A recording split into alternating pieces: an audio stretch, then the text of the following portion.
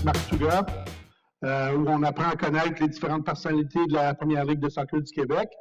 Mon invité, en passant, c'est moi, Marc Touga. Mon invité aujourd'hui, c'est Abraham François, le capitaine des Griffons de Mont-Royal-Outremont. Bienvenue, Abraham. Merci d'avoir accepté de s'asseoir dans cette chaise-là. Merci, Marc. Donc, on va passer les prochaines minutes à parler un petit peu de ta carrière avec Montréal-Outremont, mais aussi avant et depuis longtemps, parce que là, le temps avance, tu commences à être... tu es encore jeune de cœur, mais le temps passe. Je suis presque arrivé. OK. Parle-moi de Montréal-Outremont. Qu'est-ce que je veux parler avec toi au début? Cette année, il y a beaucoup de bonnes équipes à surveiller, des équipes à battre. Il y en a plusieurs, il y en a 3-4. Il y a Gatineau, il y a même Longueuil qui n'est pas facile. Vous autres, Lakeshore, Blainville. Mais, Gatineau, il y a eu des bas. Ils ont été bons il y a une couple d'années. Là, ils sont revenus cette année, il y a eu des bas. Blainville, bon, sont forts l'année passée, cette année. Lakeshore, bon, sont arrivés dans la Ligue, donc la tendance, c'est trop tôt pour décider une tendance. La tendance est à la hausse pour eux autres aussi. Mais Montréal-Outremont a été l'équipe à battre à chaque année depuis qu'ils sont dans la Ligue en 2013. Même si, bon, il y a 2 championnats, un titre de coupe. Il n'y a pas eu des championnats à chaque année, mais quand même, vous avez été l'équipe à battre, une des équipes à battre à chaque année. Explique-moi d'où ça vient, ce niveau d'excellence-là. Ça commence avec le top de la pyramide. Luc Brutus, qui est l'entraîneur-chef et qui est l'entraîneur de l'équipe première, puis qui est président du club, puis il fait un travail colossal. Notre structure, c'est une des meilleures au Québec. Le développement, on est un des seuls clubs offrant un service complet, de U5 à senior à l'équipe première. Le travail qu'il fait dans la saison morte pour le recrutement, le travail qu'il fait au point de vue tactique avec nous, surtout défensivement, qui est une de notre forces, c'est pas comparable. Ça, c'est une de nos grosses forces au club. Puis ça commence avec ça, le travail qui se fait administratif avant d'entrer sur le terrain. Puis qu'est-ce qui fait que, ça prend, pour faire une bonne équipe, ça prend des bonnes individualités. Qu'est-ce qui fait que tu penses que l'équipe est en mesure d'attirer des bons joueurs? Comme Fred Mudgeon, il est arrivé à un moment donné, il est toujours là, il reste à chaque année. Puis il y en a d'autres cas aussi. Il joue encore professionnellement aux États-Unis. Puis s'il accepte de rester, comme je te dis, c'est bien les standards qu'on a au club, le professionnalisme, des pratiques au match, tout ce qu'on fait est plus administratif, l'organisation, tout est un standard que pour lui, il a l'habitude dans les clubs pro. Alors pour lui, c'est facile de rester puis de suivre la cadence. Comme les entraînements, c'est 3 fois par semaine, hein? Oui, 3 fois par semaine. OK. Puis c'est quoi les standards, s'il y a des joueurs qui arrivent en retard, puis tout ça, c'est quoi les règles d'équipe? En retard, t'es à l'amende. C'est comme si tu arrives, on a nos uniformes de pratique. Si tes uniformes de pratique, tu les as pas, que ce soit qu'il te manque une paire de bas ou tu n'as pas le même chandail que tout le monde, tu es à l'amende. Alors, la discipline, elle est au point, là. Puis, ça commence avec des petits détails comme ça. Si tu rentres pas dans la moule et tu n'es pas capable de suivre le procédé de l'équipe puis le protocole, tu ne seras pas capable de jouer au CSMR.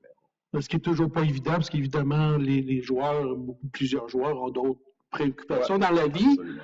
Puis il y en a qui n'arrivent pas en retard, mais qui doivent arriver juste. Puis là, bon, tu arrives un petit peu, c'est pas tout à fait, ça prend quelques minutes avant de se concentrer. Parce que c'est pas évident tout le temps d'établir des standards puis de les maintenir. Ouais, je dis pas que c'est parfait. Je n'irai jamais à dire ça, mais long terme, moyen terme, tu dois être capable de suivre la vision qu'on a, sinon ça ne marchera pas.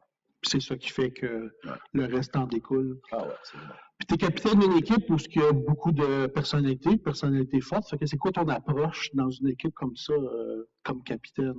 Ben, c'est justement de comprendre l'individuel. Ça, c'est la première des choses.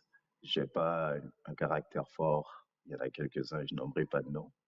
Mais tu ne vas pas lui approcher de la même façon que tu approcherais quelqu'un c'est sa première année dans l'équipe ou quoi que ce soit. Il y a des joueurs, ça fait 3 ans qu'ils sont là comme moi aussi, puis qui ont de l'expérience, puis qui comprennent bien comment le club fonctionne. Mais le plus important, c'est d'avoir un esprit d'équipe. C'est comme dans toutes les équipes, être capable d'être camarade, autant sur le terrain et à l'extérieur du terrain. C'est ça qui met le tout ensemble, puis on est capable d'aller de l'avant. Moi, j'ai besoin de savoir que mon coéquipier, si je fais une erreur sur le terrain, il va faire 110% pour la récupérer, et moi aussi. Puis ça, c'est une autre de nos grosses forces aussi à ces mères. Puis depuis que je te connais, on se connaît depuis que tu avais commencé à l'Impact en 2000. Tu es un gars calme, toujours souriant. C'est-tu toujours le cas quand il est dans le feu de l'action? Je dirais c'est le contraire. Mais c'est souvent le cas, ouais, c'est ça dans les athlètes. Hein? Ouais, je suis pas très calme, mais je suis toujours respectueux. OK. Puis d'où ça vient ce tempérament calme? Bah, écoute, je trouve c'est plus facile de travailler quand ton esprit est calme. Il faut s'énerver, mais quand il faut s'énerver. Quand c'est le temps. Ouais, absolument. Bon, l'équipe va bien encore cette année, mais vous avez quand même perdu un gros morceau de Dimitrios Anastopoulos, qui était le ballon d'or, le joueur le plus utile à son équipe dans la ligne l'année passée. C'était dans la charnière centrale en défensive, c'est avec lui que tu jouais. Parle-moi de l'adaptation qu'il a fallu faire cette année. Ben, au centre de la défense, cette adaptation-là, elle a quand même été plus facile qu'on le pensait, parce qu'on a quand même Shakib qui est revenu, qui joue avec l'équipe de l'Académie de l'Impact. Alors, j'avais joué avec lui il y a 2 ans auparavant. Alors, le retrouver, puis venir avec moi au centre de la défense, on avait déjà des automatismes qui se sont recréés assez rapidement. Alors, puis le centre de la défense, c'est ce qui est plus important. Alors, ça a été quand même facile. Puis on a Ricky Tioli qui est là, ça fait plusieurs années aussi sur la droite. Alors, on a quand même 3 défenseurs sur 4 qui sont là. Puis à partir de là, la constance se maintient facilement. On va faire plonger dans tes souvenirs un peu, mais on va parler de l'Impact un petit peu. Tu étais là dans le temps où c'était moins, bon, avant MLS, évidemment, dans les années, comment qu'on dirait, pittoresques, car c'était plus, bon, c'était plus une profession de foi quand on jouait professionnel à cette époque-là. C'était là, moi je me rappelle, j'étais avec l'équipe à ce moment-là, en 2000, quand il y a eu comme une relance de l'équipe, parce qu'en 1999, il n'y avait pas eu de saison à l'extérieur, parce qu'il était trop occupé avec le soccer intérieur. Puis ensuite, ils sont revenus en 2000 avec, dans la ligue extérieure. Tu étais là, il y avait beaucoup de jeunes Québécois. Il y avait Patrice Bernier, mais notamment quand on dit que Patrice Bernier, quand il a commencé avec l'équipe, c'était à ce moment-là. Abraham était là, il y avait Kit Saladopoulos, il y avait Léon Colingo, il y avait qui d'autre? Ah, il y a Ali Germain qui était là aussi, qui venait d'arriver, Josué Maillard, Gabriel Germain. Qui avait commencé? Patrick Leduc commençait aussi, qui arrivait un peu par la suite, mais il y avait vraiment une bonne charnière de Québécois qui jouaient. C'est pas mal l'édition de l'équipe. Sportivement, c'est peut-être pas la saison la plus mémorable qu'il y a eu dans l'histoire de l'Impact, mais au nombre de Québécois qui ont joué dans cette équipe-là, c'est probablement un nombre record qu'il y a eu cette année-là. Parle-moi du fait comment c'était d'être une gang de gars de la place, ensemble, professionnels. Ça devait être le fun. Là. Ouais, c'était bon feeling. C'est aussi le fait que c'est des joueurs que tu as grandi avec. Puis chacun, évidemment, on a quand même un parcours différent. Puis quelques années plus tard, se retrouver tous en même temps avec l'équipe pro de la ville, ça s'explique pas, là, c'est super.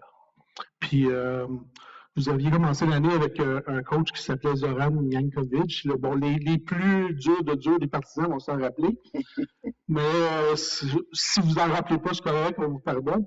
Mais c'est ça, l'équipe avait commencé avec Zoran, qui était un coach local qui avait dirigé des joueurs d'ici. Mais après seulement 4 matchs, il avait été remercié, puis Valerio Piazzolla s'était amené comme coach. Bon, il y avait eu un début de saison plus ou moins bon. Mais explique-moi comment vous y aviez trouvé ça, les joueurs, qu'un entraîneur, juste de façon générale, qu'on le remercie après 4 matchs. Ça fait quoi comme onde de choc dans l'équipe? Personnellement, j'ai trouvé ça très dur. J'ai grandi quand même avec Joran, il m'a coaché plusieurs années quand j'étais jeune, pour grandissait. J'ai appris de lui. J'ai appris quand même certaines choses de lui. Puis parle-nous de lui comme coach, c'était quoi ses qualités? Ses qualités, physiquement, on était toujours en forme. On était toujours prêts. Ça, c'est une de ses premières qualités qu'il avait. Tactiquement aussi, c'était très intéressant. Puis, qu'est-ce qui était fun avec lui, c'est qu'il favorisait le jeu offensif. Alors, certains vont dire un défenseur, tu restes plus en défense, mais lui, il voulait que tout le monde participe, qu'on a le ballon. Alors, c'était intéressant avec lui de ce côté-là. Là. Ça donnait plus de latitude quand tu étais en défense. Mais ça prend du temps à installer. Ah ouais, absolument. Puis il l'a pas eu. Il l'a pas eu. Puis, ben, qu'est-ce qu'il faut savoir à l'époque, c'est que les propriétaires de l'Impact, c'était pas seulement Joey Saputo, la famille Saputo, c'était un groupe de 10 hommes d'affaires qui étaient plusieurs. Puis, d'après ce qu'on entendait, bon, c'était pas toujours l'harmonie totale. Donc, il devait y avoir beaucoup de discussions animées dans les bureaux. Puis on suppose que c'est peut-être ça qui a mené au départ de Zoran. Mais parle-moi après avec Valerio, le travail qui a été fait.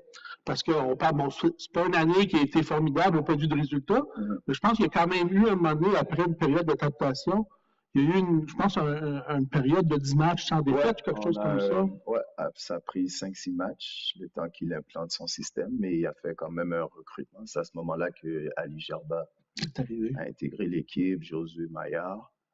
Alors, à partir de ce moment-là, le deuxième moitié de saison, on a eu une séquence de 10 matchs invaincus sur 13 matchs, si je ne me trompe pas. Alors, à la fin de la journée, le deuxième moitié de saison, on était la meilleure équipe de la Ligue. On voyait déjà la transformation qui se faisait. Puis Valerio, c'était un bon entraîneur, puis il avait déjà coaché l'Impact auparavant. Il avait beaucoup d'expérience avec le circuit en tant que tel. Puis qu'est-ce que ça prenait pour remonter l'équipe. Donc, c'était prometteur pour l'année suivante. Ouais. Sauf que l'année suivante, bon, l'équipe a changé de propriétaire. C'était le groupe l'année que le groupe Ionian a acheté l'équipe. La compagnie d'assurance grecque, là, qui est identifiée à la communauté grecque. Parle-moi de cette année-là. Bon, on sait que l'équipe a fait faillite en cours de saison. Ça a été repris à la fin. Bon, Joey Saputo s'est arrivé comme sauveur, puis le groupe Saputo a sauvé l'équipe pour la saison 2003. Mais parle-moi de 2002 plutôt. Parle-moi de cette saison 2001. Moi, je me souviens particulièrement la conférence de presse de lancement. J'étais là pour le magazine Québec Soccer avec le photographe Tony Tricconi. On avait pris des photos dans la chambre où les joueurs s'étaient changés. Puis il est en train de prendre des photos de tête de chaque joueur individuellement. À un moment donné, le président Stratogravide est arrivé, puis il a commencé à faire un discours d'encouragement aux joueurs pour essayer de les motiver en disant « This ain't the suppose anymore, c'est plus la Saputo, vous avez perdu le premier match, c'est inacceptable, puis tout ça. » Puis il y avait comme un discours entre les lignes que les Saputo, c'est des moins que rien, nous autres, on connaît notre affaire. Puis, il voulait comme lancer l'équipe, mais est-ce que c'était là le début de la fin, un petit peu? Qu'est-ce que ça a été, quoi la réaction des joueurs après ça? Ça, c'est un président de club qui s'est laissé emporter beaucoup parce que cette année-là, oui, ils ont investi beaucoup d'argent. Alors, Valerio a pu aller chercher plusieurs joueurs. Mais si tu regardes ça du point de vue terrain, lorsque tu as une équipe puis tu amènes 7, 8, 9 joueurs différents, là, ça prend un temps pour créer la chimie.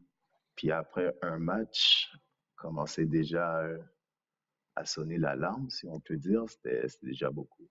La pression qui était là, après le premier match, je pourrais jamais dire que je sais de quoi je parle quand je dis ça, mais tu aurais cru que tu étais au Real Madrid, là, puis c'était vraiment, bon, OK, vous ne pouvez plus perdre de match encore, puis ça doit marcher maintenant ou bien il va y avoir des répercussions. Là. Alors, c'était pas très évident. Tu rentres dans un vestiaire où, comme je te dis, plusieurs joueurs viennent d'arriver, puis tout le monde veut faire sa place. Alors, le jeu d'équipe,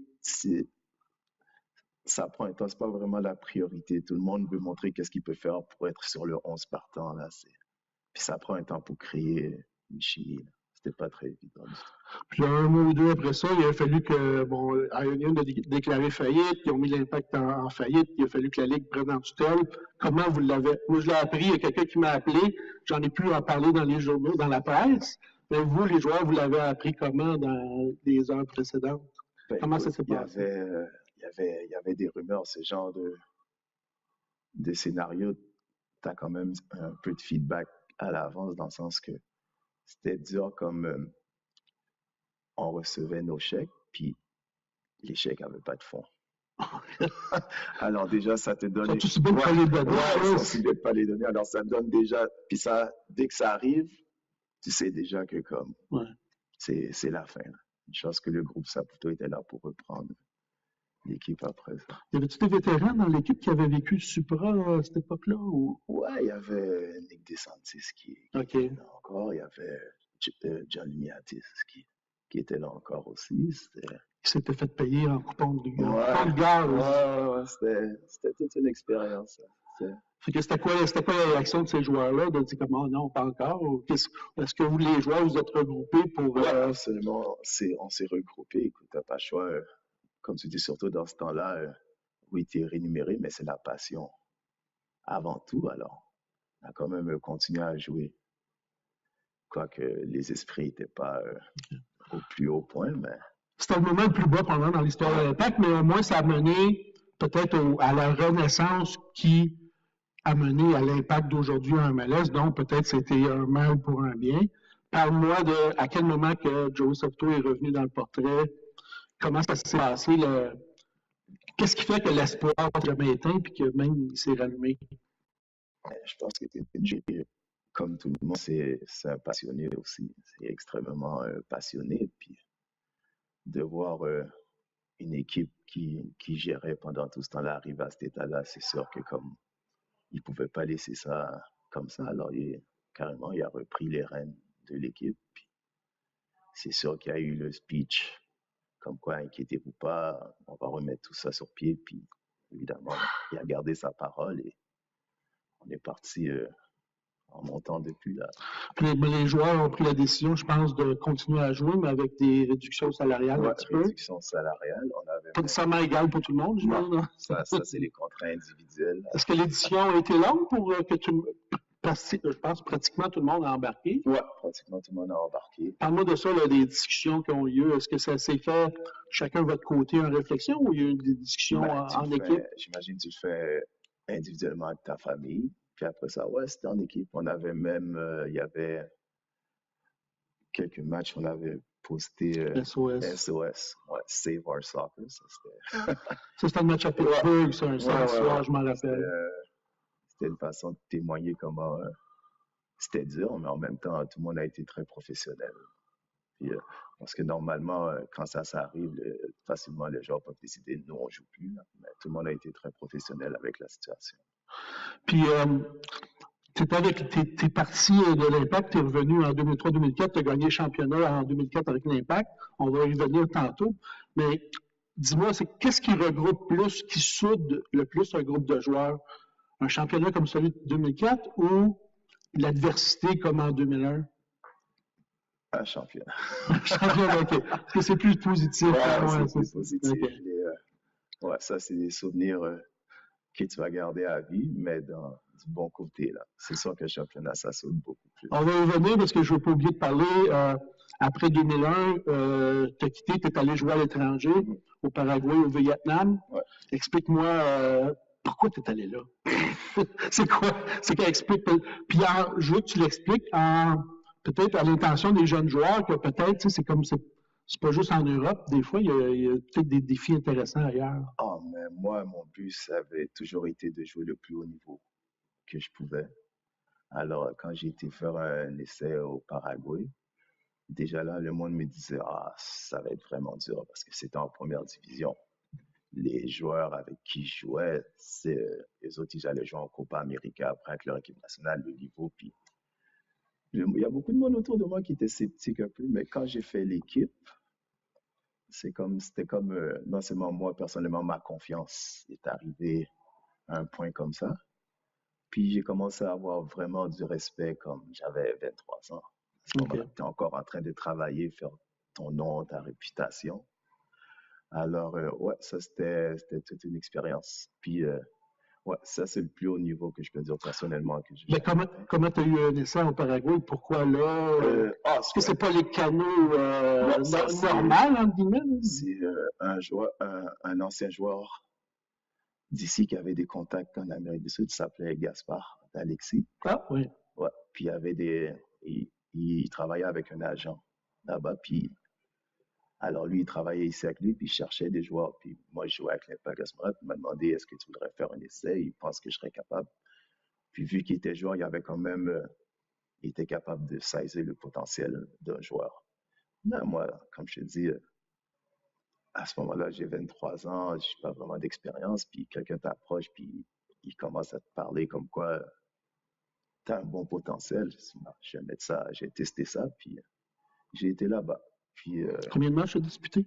j'ai disputé 9 matchs. 9 matchs, Ouais, OK. 9 matchs. Tu sais, l'autre bord, il y avait 15 équipes. C'est les matchs aller-retour, comme en Europe, même formule qu'en Europe. Puis comment c'est? Paraguay, c'est-tu un pays riche, plus pauvre? Asuncion, c'est la capitale. Ben, c'est en Amérique du Sud. C'est pas riche, mais c'est le sport premier là-bas. OK. Puis, alors, ouais, il y a beaucoup de joueurs qui sortent du Paraguay qui vont jouer en Europe. Puis, il y a beaucoup de scouts, des agences. C'est un bon pays pour Les les joueurs. partisans, c'est comment? Quand tu vas jouer à l'étranger, là, dans ce championnat-là, c'est comment? Comme je te dis, c'est le sport premier là-bas. Là. Quand il y a les matchs, il n'y a pas grand-chose qui se passe autour. Tout le monde est devant leur OK. écran de télévision. Puis, c'est vraiment quelque chose là-bas. Mais les partisans, on entend l'histoire quand le Canada va jouer en Amérique latine, que des fois, c'est un peu rock'n'roll, là, mais C'est très, as-tu c'est très, des c'est- souvenirs de ça? ouais, ben, la première journée, quand j'ai été là-bas, j'ai fait mes essais. Puis après 2 jours, ils m'ont dit que oui, on allait le garder. Ils m'ont amené voir un match de Copa Libertadores. Je commençais à sortir avec le président, puis il me faisait faire le tour de la ville.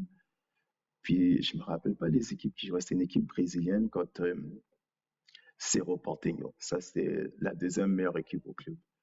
Puis quand on est arrivé dans le stade, il y avait au centre où ce que nous on était, où ce que c'est, on va dire, les gens qui sont quand même à l'aise.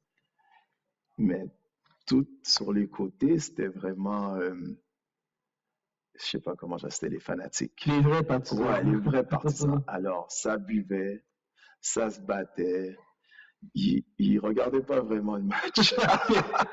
Ils se défoulaient, puis c'était des fanatiques. Alors, ouais, c'était quelque chose. C'était ma première expérience de voir vraiment c'était quoi, quand on parle de, comme tu dis, les fanatiques rock and roll, là, c'était ma première expérience live. Mais comment tu trouves ça comme pittoresque? Tu te dis, wow, c'est sérieux, là. Non, pour moi, c'est trop sérieux. OK. Pour moi, c'est trop sérieux. Comme je te dis, je pense pas qu'ils regardaient le match plus que ça. Là. Tout le monde était sous, alors ils se battaient et tout ça. Mais c'est la passion. C'est la passion qu'ils ont, c'est le sport premier. Ça fait partie, c'est pas un bon côté de la culture, mais ça fait partie de leur culture quand même, j'imagine. Puis comment ça que tu as quitté, puis comment tu as abouti au Vietnam ensuite? Après ça, je suis retourné à Montréal. Puis je me suis fait encore approcher. Puis à ce moment-là, à Montréal, j'avais pas entamé ma saison encore. Alors, je me suis fait approcher. Ça, évidemment, j'étais plus sceptique. J'étais comme, il n'y a pas vraiment de soccer là-bas, mais je me suis dit, c'est une expérience à faire. Ça, c'est avant qu'en Asie, on attire des gros noms, comme c'est le cas les dernières années. Là, c'était pas encore à la mode. Là. Mais ça commençait. Ça commençait. Okay. Parce qu'au Vietnam, quand j'étais arrivé, ça faisait juste 3 ans qu'ils étaient socialistes. Ça faisait juste 3 ans qu'ils acceptaient les étrangers, puis ils étaient en pleine expansion. OK. Alors, ils cherchaient du monde en masse. Ils cherchaient du monde pour jouer, Puis peux-tu vivre en français au Vietnam maintenant, parce que c'est une colonie française d'abord? Ouais, mais c'est une colonie française maintenant, mais quand j'étais arrivé, c'était vraiment en anglais que tout le monde. Okay. C'était vraiment dans un vestiaire, c'était en vietnamien ou en anglais. Il y avait beaucoup d'étrangers. J'étais vraiment surpris du nombre d'étrangers. Je pensais que j'allais être un des seuls. Mais il y avait beaucoup d'Argentins, des Brésiliens, des Africains. J'étais vraiment surpris au nombre qu'il y avait déjà d'étrangers quand j'étais arrivé là. Okay. Vous faites-vous spotter dans la rue quand... Oui, ça c'est sûr. Comme je te dis, ça faisait juste 3 ans que le pays avait des étrangers. C'était quoi la réaction des gens quand ils vous croisaient dans la rue? J'en ai eu toutes sortes. J'en ai eu des bonnes, j'en ai eu des moins bonnes. Mais c'est plus le visage de quelqu'un que j'ai jamais vu ça avant là. Alors, j'ai trouvé ça intéressant. Mm-hmm. Puis tu es revenu ensuite. Qu'est-ce qui fait que ça n'a pas duré? Ben, comme je te dis, Vietnam, ça, c'était un peu moins intéressant pour moi. C'est une grosse adaptation, par Ouais. exemple, dans l'alimentation, ces choses-là. Au début, ouais. Mais j'étais quand même bien parce que j'habitais à l'hôtel, puis j'avais un cuisinier. OK. Alors, de ce côté-là, j'avais pas de problème. Mais ouais, c'était une adaptation. Puis je me rappelle, quand j'étais là-bas, ça avait commencé l'épidémie du SARS. Puis je pense que OK. ça venait de là-bas. Là, j'ai dit, ah non, je vais pas rester. Je préférais retourner à Montréal. C'était une belle expérience. On va Ah ouais, regarder ça positif, donc ah on ouais, s'arrête maintenant. ouais, C'est ça. Hein. Puis parle-moi, bon, tu as joué pour plusieurs équipes au fil des années, mais parle-moi un petit peu de l'expérience des Dynamites, les Wizards d'Ottawa aussi. C'est comme jouer dans la CPSL en Ontario, ouais. qui est comme un petit peu le précurseur de la PLSQ. C'était comme une semi-pro dans le fond d'Ontario. Puis au Québec, bon, il y avait la PLSQ n'était pas formée encore, donc ça faisait quand même une équipe où, puis Ottawa aussi, c'était pas loin. Parle-moi de ces expériences-là, c'était comment le niveau de jeu puis tout ça? C'est sûr que c'était pas le même. Ça, on va pas se le cacher. Mais tu pouvais quand même voir, tu sais, moi, je pouvais déjà me permettre de comparer, même si je restais un mois, 2 mois, question de garder la forme, je pouvais quand même me permettre de comparer. Puis tu voyais déjà quand même qu'il y avait beaucoup d'individuels qui avaient beaucoup de talent. Tactiquement, c'est plus ça la différence. Tu voyais dans le mouvement comment ça se passait que c'était pas encore rendu là. Mais il y avait beaucoup de talent individuel, comme dans la PLSQ présentement. Là, il y a un bon potentiel de joueurs. OK. Puis qu'est-ce qui fait que tu as continué? Puis là, maintenant, tu as 39, 38, 39. Qu'est-ce qui fait, bon là, tu gagnes ta vie à temps plein dans le soccer. Bon, en plus d'être joueur, tu es technicien adjoint au club, comme adjoint au directeur technique, Ouais. c'est ça. Donc, mais avant, toutes ces années-là, que c'est pas bon, c'est comme, c'était pas, tu sais, dans ce temps-là, l'impact aussi, même l'impact, c'était pas vraiment un salaire dans la même mesure que ceux d'aujourd'hui. Qu'est-ce qui fait que tu as continué même? Parce que j'imagine que c'est des sacrifices, il faut que tu t'entraînes. Quand les joueurs ont un autre travail dans la vie, ou la plupart, il faut que tu t'entraînes le soir, tu joues les fins de semaine, donc ça ampute sur tes temps libres. Que c'est des sacrifices à faire. Qu'est-ce qui fait que tu as continué tout le temps? C'est pas compliqué, c'est la passion. C'est sûr que c'est des sacrifices, mais quand tu es passionné pour quelque chose, c'est pas vraiment un sacrifice. Tu prends plaisir, peu importe l'heure, tu vas t'entraîner, puis ça fait partie de toi. Si moi, au contraire, si je m'entraîne pas, je me sens pas bien. C'est comme je sens qu'il manque quelque chose de ma journée. Alors de ce côté-là, c'était vraiment pas, oui, les temps libres, ça c'est quelque chose. Des fois, tu veux passer du temps avec ta famille, avec ta femme, mais c'est ta famille, le monde qui t'aime, ils le comprennent. Il y en a qui jouent au golf pour passer le temps, mais Ouais. toi, c'est le soccer. Dans le fond, c'est ça que tu aimes le mieux. J'avais dit qu'on viendrait en 2004, l'impact 2004, j'ai failli oublier. Parle-moi de ça, mais malheureusement, tu étais blessé au début de l'année. Puis l'équipe a connu c'est peut-être la seule année où l'Impact a gagné alors qu'on s'attendait à ce que l'équipe gagnait. Donc, il y a vraiment une vraie, très grosse équipe, très forte équipe. Greg Sutton, gardien de l'année, Gabriel Gervais, Nevio Pizzolito, super bonne défense. Tu sais, quand tu es blessé comme ça, est-ce que tu te sens impliqué? Tu sais, je pense que tu as ta bague de championnat, tu l'as eu ta bague comme les autres, mais tu as été blessé. Tu sais, des fois, on voit des athlètes qui ont été blessés en série de la Coupe Stanley ou en série ou pour l'Euro, des choses comme ça. Puis, ils font toujours sentir, les joueurs qui sont là, que même les joueurs blessés font partie de l'équipe. Mais toi, comme joueur blessé, tu te sens-tu inclus ou c'est comme pas pareil? Le club a été très bien de ce côté-là. Je pense que c'était une des priorités. Il y avait 2-3 joueurs qui étaient blessés, qui avaient des blessures majeures comme moi. Puis ça, c'était une des priorités du club. On a toujours senti qu'on faisait partie de l'équipe avec les joueurs, les sorties, tout ça. De ce côté-là, c'était magnifique. Ouais, puis c'est la seule façon de gagner vraiment, comme je te dis, l'esprit d'équipe, c'est ça qui fait. Puis tout le monde est important. Que tu sois sur le terrain, que tu ne sois pas sur le terrain, c'est une camaraderie. Puis, surtout, tu étais revenu en 2003, donc tu avais donné de ton sang, puis tu sueur toi aussi. Puis j'avais une très belle saison cette année-là. C'était Bob Lilly qui était l'entraîneur à ce C'était moment-là. comment, Bob? C'était un bon entraîneur, mais c'est heavy quand même.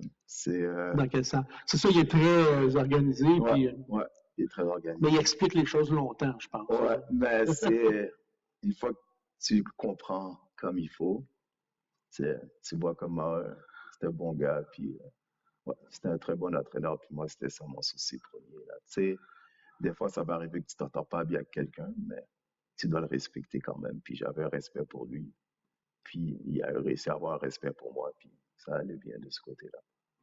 Puis là, avec le CSMRO, les Griffons, tu es avec, ça fait ta 4e saison. Puis si j'ai bien vu ta biographie, c'est l'impact, tu étais peut-être 4 années, mais de 2 séjours séparés. Ouais. Ça, je pense que c'est la première fois dans ta carrière que tu passes autant de temps avec la même équipe de façon consécutive. Non, pas vraiment. Mais... Ben, à part le niveau amateur. Ouais. Mais, ou depuis un bout de temps, mettons, mais c'est comme... parle-moi encore à Montréal Outremont. J'imagine, bon, là, tu te sens dans tes souliers, dans tes meubles. Tu te sens chez toi dans cette équipe-là, j'imagine. Surtout, j'ai une bonne relation avec l'entraîneur, puis le club, je travaille avec le club, alors c'est une dynamique différente, là. Tu as des jeunes avec qui tu travailles durant le jour, puis ils viennent te voir jouer les matchs en fin de semaine. C'est vraiment quelque chose de magnifique. Ça te permet de les inspirer aussi. Quand tu travailles avec eux autres, puis tu leur parles de certaines choses, puis ils viennent te voir, puis tu fais de quoi tu leur parles aux autres. C'est un respect qui leur permet de progresser parce qu'ils sont comme, ah ouais, c'est ça qu'ils disaient. Puis, non, c'est un bon feeling. C'est un très bon feeling. On prend dans cette émission aussi, on touche à des sujets plus intemporels. On parle pas autant des matchs, mais il y a quelque chose que tu voulais dire du match de la fin de semaine passée ou du prochain? C'est quoi que tu voulais dire? Là? Bon, on s'en est parlé un peu avant.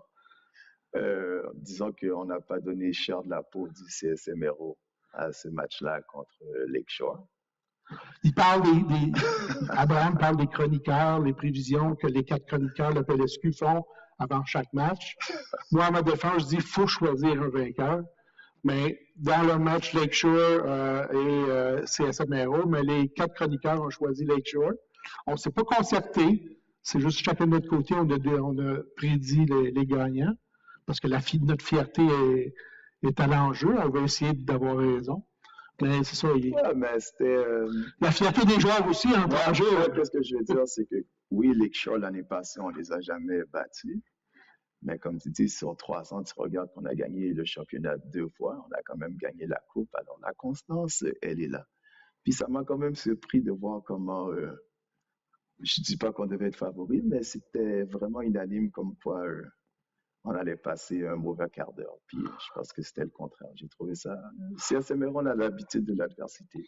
Mais peut-être à l'avenir, on va se faire des réunions avec les chroniqueurs, puis on va dire, mais là, ça en prend un qui prend pour l'autre équipe.